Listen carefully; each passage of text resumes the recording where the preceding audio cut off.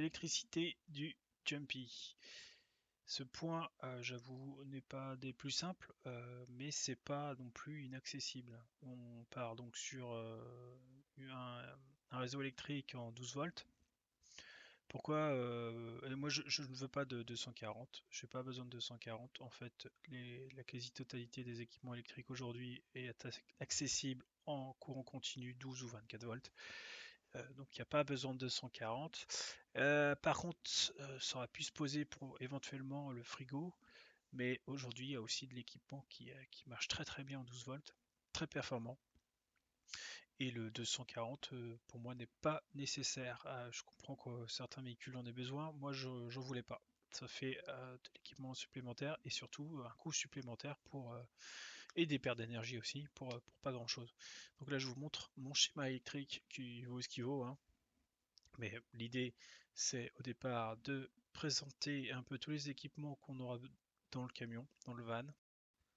Une fois qu'on a bien listé tous nos besoins, donc ne rien oublier, on va essayer de calculer un peu les puissances de chaque appareil pour en déterminer un courant. Donc on se base sur une règle assez simple, P égale UI. P c'est la puissance, U c'est la tension en volts, et I c'est le courant en ampères et la puissance en watts. La puissance des appareils se trouve relativement facilement. Alors il y a plusieurs variations quand on a un frigo, c'est pas évident parce qu'il y a des pics, etc. Il faut prendre une moyenne, hein, et on obtient donc avec la formule P égale UI le courant. Le courant qui lui va nous aider à déterminer le fusible qu'on va apporter, qu'on va mettre. Donc c'est si par exemple on a un courant de 3 ampères, on va mettre un fusible de 5 ampères. Ça va permettre de laisser passer le courant pour les 3 ampères qu'il a besoin. Si jamais il y a un court-circuit, normalement on a un pic de courant et ça fait griller le fusible et on est censé protéger l'appareil comme ça. On va aussi déterminer la section de câble. Pour la plupart des appareils, franchement, c'est pas utile de se prendre la tête trop longtemps. Les sections de câbles, en gros, moi j'ai pris du 0,75. Ça suffit largement pour l'éclairage, ça suffit pour l'USB. En fait, on n'a que des petites tensions. Là où il faut regarder un petit peu plus sérieusement, c'est éventuellement le frigo. Euh, et puis, euh, et puis surtout, là où on a besoin d'une grosse section de câble, c'est entre les deux batteries. Euh, Là, on a des courants qui peuvent être très forts, de l'ordre de 60 ampères, voire plus. Donc là, il faut une grosse section de câble pour pouvoir supporter tout ça. Alors, je dis 60 ampères, mais en fait, c'est plutôt 30 parce que j'ai une limitation en 30 ampères sur le chargeur booster. Donc, je vais vous présenter un peu ce schéma pour vous montrer ce que moi j'ai fait. Donc on voit un bornier fusible au milieu qui lui en fait va recevoir l'arrivée du courant de la batterie auxiliaire qui se trouve à l'arrière du siège. Donc c'est le point de départ de tout mon circuit électronique, le bornier. On va y brancher nos fusibles, on va y brancher le plus et le moins. Alors le moins il va être commun pour tous les appareils, donc tous les moins de chaque appareil vont revenir ici sur ce moins, sur ce bornier. Et puis il y aura les départs à partir de chaque fusible sur chaque appareil. Donc qu'est-ce qu'on a? On a de la LED. On a deux types de LED. J'ai des bandes LED pour faire joli. C'est une ambiance le soir un peu tamisée, on va dire, mais c'est surtout de l'éclairage indirect. Et on a de l'éclairage direct qui éclaire très fort et trop fort même parfois pour le moment détente. C'est pour ça que j'ai mis deux modes d'éclairage. Un vraiment utile pour moi, on a besoin d'avoir quelque chose qui éclaire bien pour voir ce qu'on fait, et un autre plutôt détente. Donc c'est de la LED, ça consomme rien. Des ports USB dans tous les sens, deux à l'arrière, un de chaque côté et un devant pour recharger tout ce qui apparaît. D'aujourd'hui, on a tout en USB. Tout est rechargeable en USB, les appareils photo, les téléphones, les caméras, etc. Donc c'est bien d'avoir plusieurs ports USB. C'est vraiment utile dans le camion. J'ai deux pompes, une pompe douche et une pompe évier. Donc c'est des pompes qui vont pas servir longtemps, quelques minutes pour la douche et quelques secondes pour l'évier, c'est pas ce qui consomme le plus non plus, en tout cas pas très longtemps. En bas j'ai un relais et un frigo, alors ça j'en parlerai plus tard.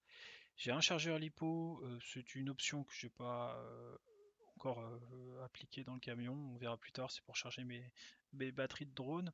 Et puis un convertisseur 12 volts 19 volts qui va alimenter mon PC. Alors c'est quelque chose que j'avais déjà fait dans mon précédent van. Ça marche très bien, ça permet de recharger le PC, voire même de l'utiliser dans le camion, voilà, comme si on était sur une prise secteur. En haut, on a la partie des batteries, donc la recharge des batteries. À droite, la batterie moteur. On tend un câble pour revenir jusqu'au chargeur booster au milieu, qui lui se charge de charger justement la batterie auxiliaire, qui est de 130 ampères. Moi j'ai pris une 130, bon, prenez ce que vous avez besoin pour dimensionner le camion. J'ai des panneaux solaires que je n'ai pas eu finalement pour des raisons de retard de livraison, et au final je me suis aperçu qu'à l'utilisation c'était pas nécessaire. J'ai un mode de vacances qui me fait bouger beaucoup d'endroits, donc je prends régulièrement le véhicule pour rouler, ce qui fait que ça recharge régulièrement la batterie et elle est quasiment jamais vraiment vide. Donc je sais pas, je pense que je suis jamais descendu au dessous des 60-70% de batterie, ça m'est rarement, enfin, en tout cas j'ai pas eu de soucis, malgré un frigo qui fonctionne 24/24. Donc les panneaux solaires n'existent actuellement pas et je pense pas en mettre, à moins qu'un jour je change mon mode de vacances et que je devienne un peu plus sédentaire.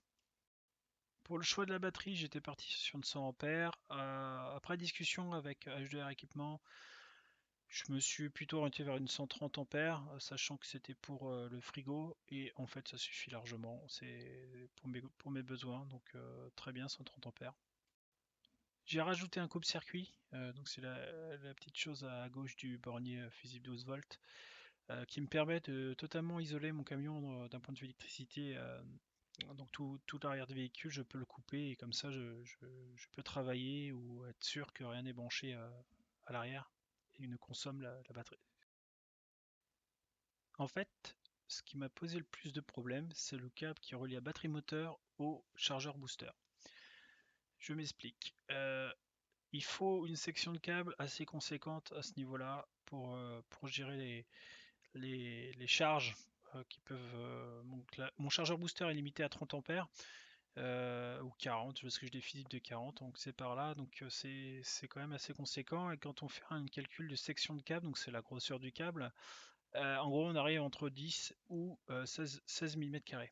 Et c'est assez gros, et c'est assez. Oh, je pensais que c'était plus coûteux que ça, finalement, je m'étais pris la tête, c'est pas si coûteux que ça.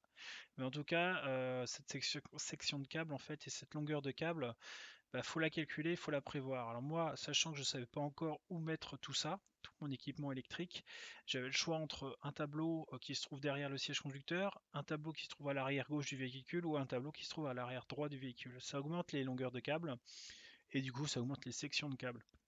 Au final, je me suis pris une section de câble de 16 que j'ai acheté, et j'ai pris une grande longueur et puis je me suis pas pris la tête.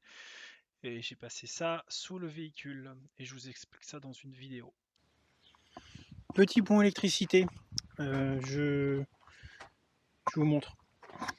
J'ai une batterie là, la batterie principale, elle se déconnecte très facilement, il suffit d'enlever ça.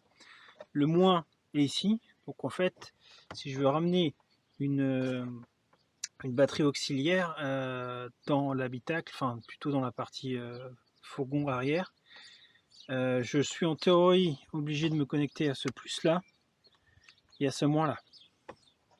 Alors le moins on n'est pas obligé en fait, parce que il est branché sur la carrosserie du véhicule, donc il suffit de reprendre un point, une masse, et ces masses se trouvent en fait, alors elles sont emballées, mais il y en a une ici sur les roues là, au-dessus des roues, et il y en a une là. Alors moi je les déballe pas parce que bon, elles sont protégées, je dois passer encore le, je dois mettre le liège, mais en théorie le moins je vais me le prendre là. Donc il va falloir que je tire un câble quand même de l'avant du véhicule, soit Alors, j'ai appelé un pro qui m'a répondu très rapidement. Un aménageur de van, Mélovan, si je dis pas de bêtises, j'espère que je n'écorche pas son nom. Très sympa, donc allez faire un tour, ça l'extra remercier. Donc deux options. Il m'a expliqué, alors moi c'est l'option que je voulais prendre, mais c'est lui l'option, et c'est aussi c'était sa première idée, et a priori il a changé d'avis, donc je vous expliquerai sa deuxième version. La première version, c'est de démarrer sur ce plus, parce qu'on n'a pas le choix, il faut démarrer d'ici. Prendre un câble, descendre juste là, passer par là, on est sur le passage de roue derrière, on arrive en haut, je sais pas si on voit bien, mais on arrive en haut par un trou, et ce qu'il faudrait faire, c'est passer derrière le cache, le protection, donc ça s'enlève, hein, il y a des vis un peu partout là, passer dedans histoire de rien accrocher et de vraiment protéger le câble un maximum, arriver en dessous, là je vous montre, on passe en dessous, on met une gaine, on arrive on arrive en dessous, par là, hop, et on remonte ici, et moi j'ai mon creux où je pense mettre ma batterie, j'espère qu'elle va passer, pour la mettre là, quelque part par là, donc ça serait arrivé ici avec un câble, donc un câble plus, un rouge, a priori 10 mm devrait suffire, en espérant que ça fasse l'affaire, et mon noir qui va venir d'ici, donc faut que j'envoie les sections de câbles. En théorie 10 ça passe, 16 c'est sûr ça passe. Donc voilà. Il y a un autre truc aussi à voir, à prendre en compte, c'est il y a des normes sur les coupleurs séparateurs. Euro 6, a priori, il y a deux façons d'isoler les deux batteries, auxiliaires et principales, via un coupleur séparateur ou un chargeur booster. C'est la vibration. Donc si le véhicule vibre, il décide et il estime que le véhicule est en mouvement, et donc il peut éventuellement recharger la batterie. Ou mieux, une détection que le moteur est vraiment allumé, parce qu'on peut marcher dans le véhicule. Alors je sais pas à quel niveau c'est sensible ces appareils-là, mais le mieux c'est quand même d'avoir un signal électrique qui dise bon voilà, là le véhicule est allumé. Alors ce qu'ils font, c'est pas con. Faut que je trouve la pièce. J'ai trouvé la pièce. La pièce, c'est ce truc-là, là. Donc c'est un LSD porte-fusible bypass mini. En gros, je sais pas si on voit bien, je vais ouvrir.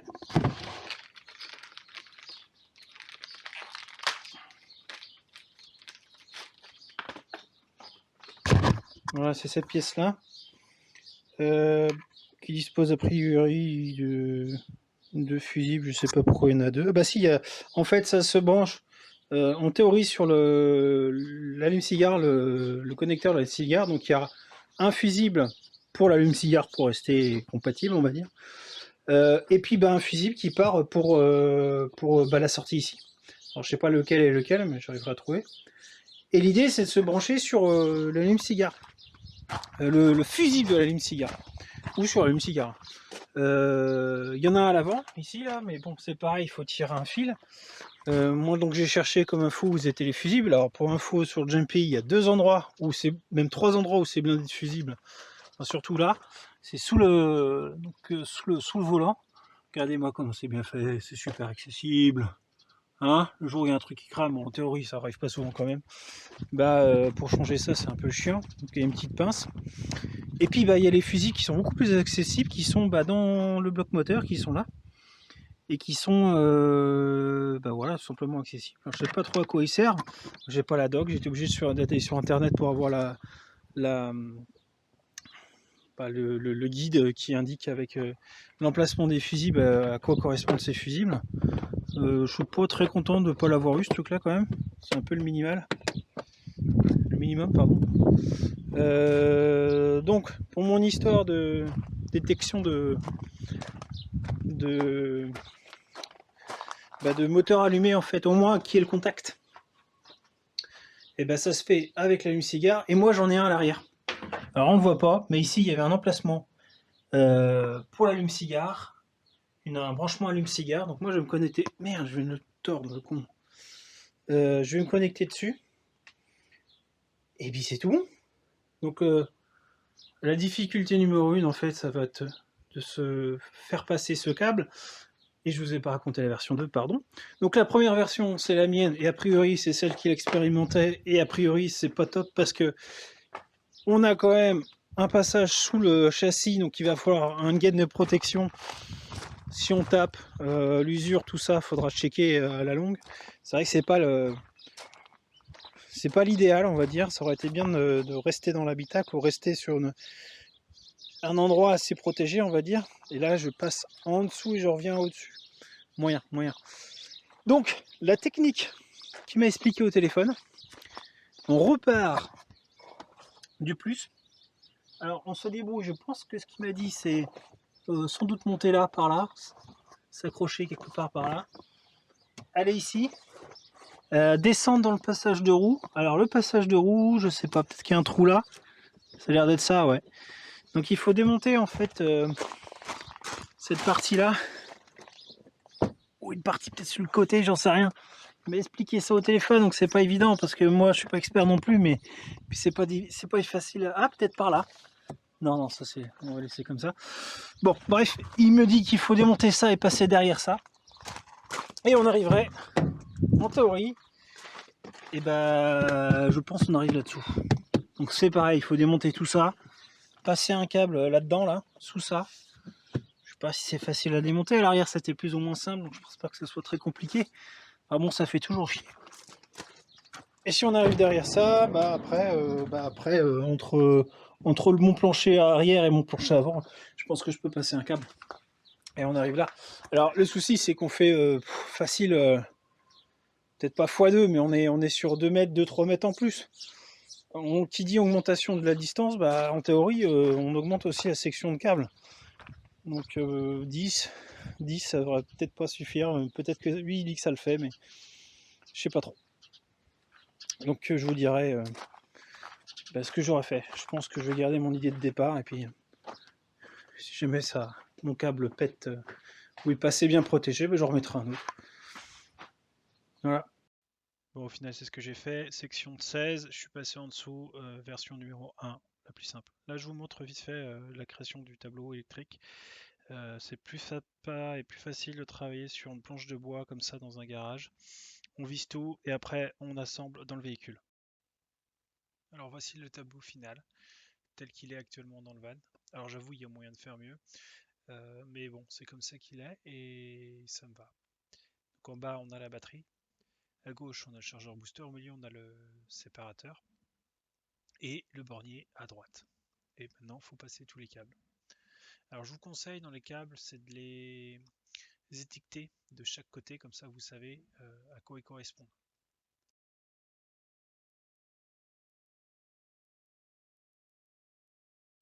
Donc j'ai commencé par disposer mes pièces. Bon, au final, ça c'est pas vraiment la disposition finale, mais l'idée c'est de s'organiser un petit peu au départ et de passer les plus gros câbles qui sont pas très faciles à manipuler.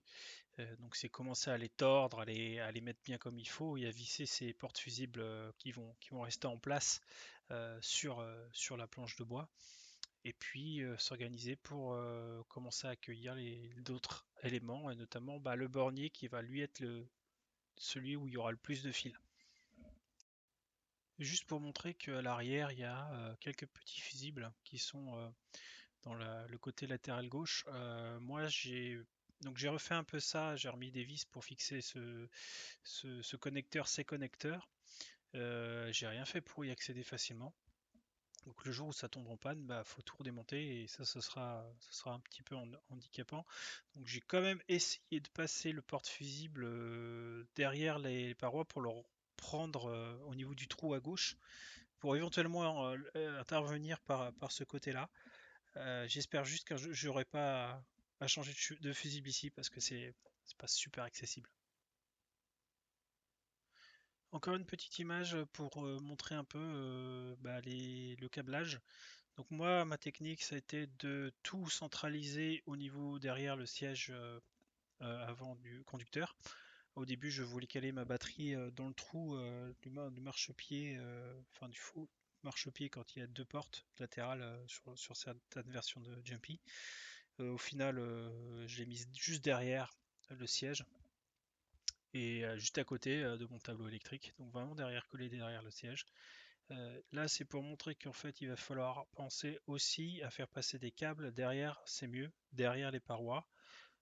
Prévoir à ce moment-là, donc au moment où on va coller ces parois, visser ces parois, donc le plafond et sur les côtés, bah passer les câbles. Puis on y va, on se met des bonnes marges de 1 mètre pour être sûr qu'on a du jeu, pour être sûr que si jamais on doit pousser un petit peu le câble, le déplacer, etc., on ait suffisamment d'espace pour bouger. Vaut mieux perdre un petit peu en longueur, c'est pas grave, que de s'amuser à tout redémonter, c'est pas agréable. Donc il y a le qu'on voit par exemple un câble pendre là, juste en face. Alors il y a le gros câble qui pend qui lui est le câble d'origine du Jumpy, on n'y touche pas, mais un tout petit câble sur la paroi. Ça c'est une prise USB, il y a la même en face. En face, de l'autre côté, on voit pas, mais il y a aussi deux interrupteurs qui vont commander. Donc à l'entrée du van, on va pouvoir commander allumer les LED. Donc il y a les LED qui éclairent dur et les LED d'ambiance. Donc deux interrupteurs, il faut donc deux interrupteurs. Voilà, faut penser un peu à tout ce qu'on veut mettre en termes d'électricité, penser à passer les câbles avant. Pareil, derrière, j'ai pas dit, mais j'ai mis un peu d'isolant, de la laine de verre pour boucher les trous. Là, c'est une photo un petit peu plus avancée du camion, mais pour vous montrer qu'à droite du frigo, il y a, donc on voit mon tableau qui est caché, hein, mais il est derrière, toi, ma partie électrique, elle est juste derrière, avec trois petits boutons. Il y en a un, c'est pour allumer le frigo. Le deuxième, c'est pour déclencher l'électrovan pour vider mes eaux usées. On en reparlera dans la section plomberie. Et puis il y a un troisième bouton qui va me servir, je pense, pour allumer un PC ou autre chose. Il me servira bien celui-là. En dessous, j'en ai pas parlé de ça. C'est un petit appareil qui coûte 5-10 euros maximum. C'est pas cher. Et ça permet de mesurer la tension de la batterie et d'avoir des informations sur celle-ci. C'est pratique pour un petit peu surveiller son réseau électrique.